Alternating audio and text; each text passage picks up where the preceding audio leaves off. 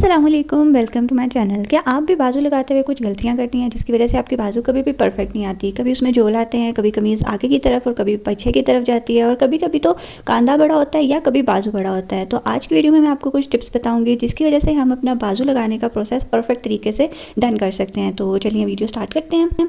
तो सबसे पहले बाजू बना लेते हैं। बाजू की कटिंग और स्टिचिंग मैं कंप्लीट आपके साथ शेयर करूँगी। मैंने किस तरह बाजू का साइज़ लिया और किस तरह कपड़े को रखा वो कंप्लीट मैं आपको इस वीडियो में समझाऊँगी।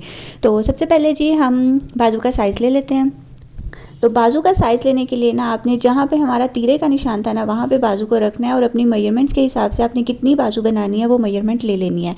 अब मैं यहाँ पर अपनी बाजू ना 16 इंच पर बना रही हूँ। तो 16 इंच में मतलब मैंने इतनी तैयार जो है ना वो 15 इंच रखनी है।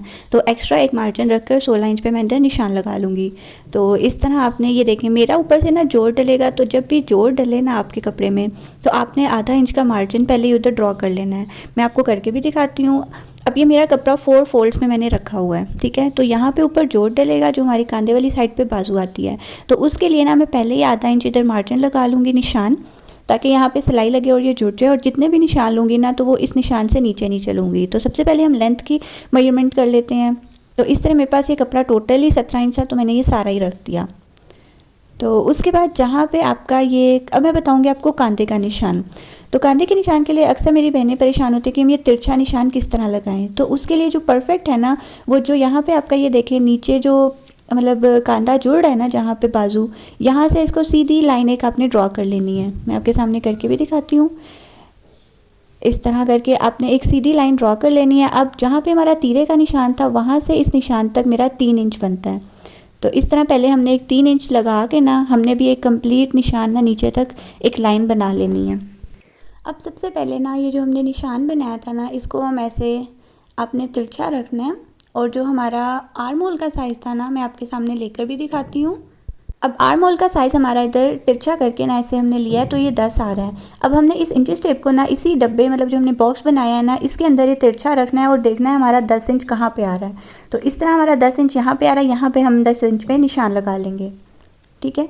अब इस निशान को ना आपने ऊपर वाले निशान के साथ ना तिरछा करते हुए ना गोलाई दे देनी है। इसके लिए सबसे ईजी वे है कि आप इस तरह एक लाइन लगा लें। ये देखें।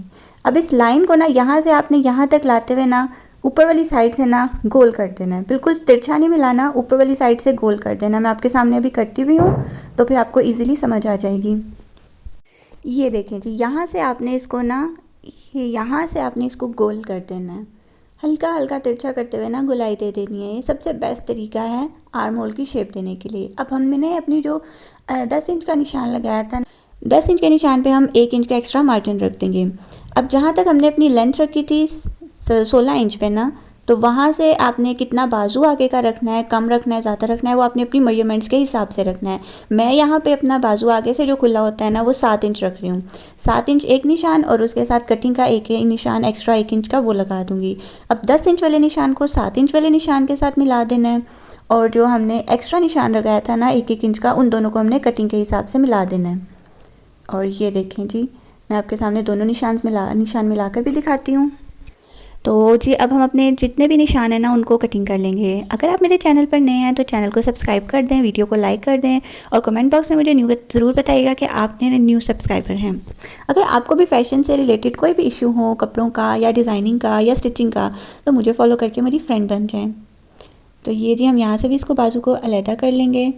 अब सबसे पहले ना अब हमारी बाजू कंप्लीट कटिंग हो गई। अब सबसे पहले मेरा इधर ऊपर जोड़ आ रहा है तो मैं पहले जोड़ डालूंगी जो मैंने आधा इंच का मार्जिन लगाया था। और उसके बाद फिर मैं आपको बताऊंगी कि हम इसकी डाउन शेप किस तरह करेंगे।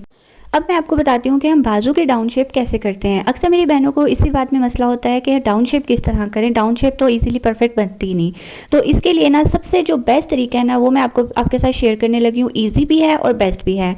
अब आपने इस तरह इंची स्टेप रखनी है। तो हमारा कांधा था 10 इंच पे, आपने भी अपनी मेजरमेंट्स के हिसाब से उसका हाफ़ ले लेना है। मैंने यहाँ पे लिया ½ इंच इस तरह तिरछा में और उसमें 1.5 से 2 इंच पे ना इस तरफ एक लाइन लगा लेनी है। ये देखें, मैं इसको प्रोमिनेंट भी कर दूँ। अब नीचे 10 इंच वाले निशान से ना गोलाई उठाते हुए ना इस निशान की टिप पे ला के ना आपने इस तरह दूसरे निशान के साथ ना दूसरी तरफ मतलब मिला देना है। ये आप गौर से देखें, मतलब आपकी जो एक शेप है ना वो जैसे एक मद की शेप होती है ना अलिफ मद्दा वाले, उस तरह आपकी ना एक शेप बननी चाहिए। इस तरह करके इस तरह ये आप देख लें। अभी मैं आपको सिर्फ ड्रॉ करके बता रही हूँ, मैं इसकी कटिंग बताऊँगी अभी बाद में।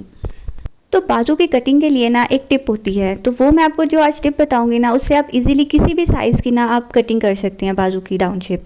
तो इसके लिए ना आपने बाजू को इस तरह आपने सेट करके रख लेना है, एक लेफ़्ट साइड में और एक राइट साइड में। और ये जो दोनों फ्रंट है ना, ये हमारी शर्ट के फ्रंट होंगे। तो आपने दोनों फ्रंट्स को इस तरह उठाना है और इन दोनों को आपस में जोड़ के ना इस तरह बाजू को सेट करके रख लेना है। अब देखें, ये सिंगल सिंगल मतलब अगले दो हमारी दोनों साइड्स के जो फ्रंट है ना वो होंगे। अब जो हमने ड्रॉ किया था ना, उसको हम ऐसे कटिंग कर लेंगे इस तरह आराम से। तो अक्सर ऐसे होता है कि मेरी बहनें अक्सर गिला करती हैं कि हम कटिंग करते हैं ना, वो दोनों एक साइड की हो जाती है डाउन शेप। इस तरह आपकी कभी भी एक साइड की डाउन शेप नहीं होगी और परफेक्ट आपका बाजू का साइज़ बनेगा।